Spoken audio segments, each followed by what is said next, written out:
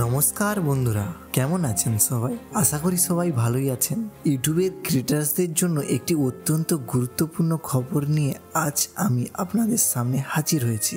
ইউটিউবের কমিউনিটি গাইডলাইনে দুটি বড় পরিবর্তন এসেছে, যা আপনাদের সকলেরই জানা দরকার। এই আপডেটগুলো আমাদের চ্যানেল এবং কন্টেন্টের উপর সরাসরি প্রভাব ফেলবে, তাই আর না টেনে পুরো ভিডিওটি মনোযোগ সহকারে দেখুন। এর আগে আপনারা দেখছেন রয় চ্যানেল, আমি আপনাদের সঙ্গে রয়েছি সুমন। তো চলুন পুরোপুরি ভিডিওটি দেখে নেওয়া যাক।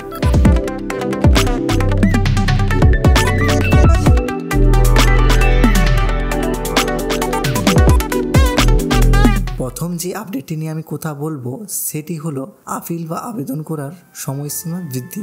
আগে যদি আপনারা কোনো ভিডিও, পোস্ট, প্লেলিস্ট, থাম্বনেল অথবা ইউআরএল কমিউনিটি গাইডলাইন ভঙ্গের কারণে রিমুভ করা হতো অথবা আপনার চ্যানেলটি টার্মিনেট করা হতো, তাহলে আপিল বা আবেদন করার জন্য খুব বেশি সময় পাওয়া যেত না। কিন্তু নতুন নিয়ম অনুযায়ী এখন থেকে ক্রিয়েটার্স তার চ্যানেল টার্মিনেশন অথবা কন্টেন্ট রিমুভালের বিরুদ্ধে আপিল করার জন্য পুরো 1 বছর সময় পাবে। হ্যাঁ, ঠিকই শুনছেন, 1 বছর। কেন এই পরিবর্তন? ইউটিউব জানিয়েছে যে এই পরিবর্তনটি আনা হয়েছে যাতে ক্রিয়েটার্সরা যথেষ্ট সময় পায় তাদের আপিল বা আবেদন সাবমিট করার জন্য, এবং ভুলবশত কোনো সিদ্ধান্ত নেওয়া হলে তার বিরুদ্ধে সঠিক প্রমাণ দাখিল করতে পারেন। এটি নিঃসন্দেহে ক্রিয়েটার্সদের জন্য একটি স্বস্তির খবর। এই আপডেটের সুবিধা: প্রথম, আপিল বা আবেদন করার জন্য পর্যাপ্ত সময় পাওয়া যাবে। দ্বিতীয়, সঠিকভাবে তথ্য গুছিয়ে আপিল বা আবেদন করার সহজ হবে। তৃতীয়, দ্রুত সিদ্ধান্ত না নিয়ে ভালোভাবে বিষয়টি বিবেচনা করার সুযোগ মিলবে। প্রথম আপডেটটির বিষয়ে আপনাদেরকে আমি বিস্তারিত বললাম। এবার আসা যাক দ্বিতীয় গুরুত্বপূর্ণ আপডেটের দিকে। চ্যানেল টার্মিনেশনের জন্য আপিল বা আবেদন সংখ্যা সীমিতকরণ। এটি হলো চ্যানেলের টার্মিনেশনের জন্য আপিল বা আবেদনের সংখ্যা সীমিত করা। আগে একজন ক্রিয়েটার্স তার টার্মিনেট হওয়া চ্যানেলটির জন্য বারবার আপিল বা আবেদন করতে পারতেন, তবে নতুন নিয়ম অনুযায়ী এখন চ্যানেলের টার্মিনেশনের জন্য আবেদনের সংখ্যা সীমিত করা হয়েছে। এর মানে হলো আপনি একটি টার্মিনেট হয়ে যাওয়া চ্যানেলের জন্য নির্দিষ্ট সংখ্যকবারই আবেদন করতে পারবেন। ইউটিউব এখনও স্পষ্ট করে বলেনি এই সংখ্যা কত হবে, তবে এটা পরিষ্কার যে এখন থেকে আমাদের আবেদন করার ক্ষেত্রে আরও বেশি সতর্ক থাকতে হবে। কেন এই পরিবর্তন? ইউটিউবের মতে এই পদক্ষেপটি আবেদন প্রক্রিয়ার অপব্যবহার কমানোর জন্যই নেওয়া হয়েছে।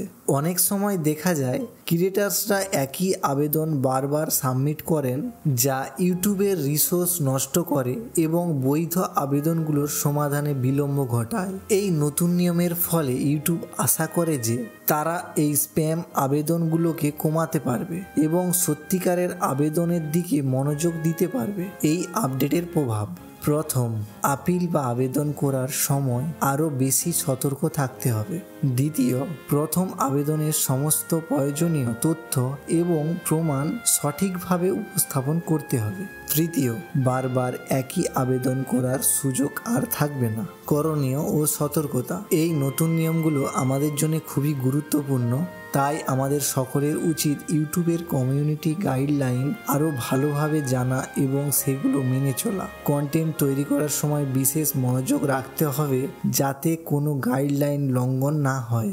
আর যদি দুর্ভাগ্যবশত আপনার কন্টেন্ট রিমুভ হয় বা চ্যানেল টার্মিনেট হয়, তাহলে ঠান্ডা মাথায় এবং সঠিক তথ্য দিয়ে প্রথমবারে আবেদন করার চেষ্টা করুন, কারণ আপনাদের সুযোগ সীমিত হতে পারে। তো বন্ধুরা, এই ছিল ইউটিউবের কমিউনিটি গাইডলাইনের নতুন 2টি আপডেট নিয়ে বিস্তারিত আলোচনা। আশা করি আপনাদের ভিডিওটি ভালো লেগেছে এবং আপনারা এই পরিবর্তনের সম্পর্কে ভালোভাবে বুঝতে পেরেছেন। যদি আপনাদের কোনো প্রশ্ন থাকে তাহলে কমেন্ট বক্সে জানাতে পারেন। ভিডিওটি ভালো লাগলে লাইক এবং শেয়ার করতে ভুলবেন না। আর যারা এখনো পর্যন্ত সাবস্ক্রাইব করেননি তারা এখনই সাবস্ক্রাইব করে পাশে থাকা বেল আইকনটি অল করে নিন, যাতে ভবিষ্যতে এমনই গুরুত্বপূর্ণ আপলোড ভিডিও আপনারা মিস না করেন। খুব শীঘ্রই দেখা হচ্ছে নতুন কোনো ভিডিওতে।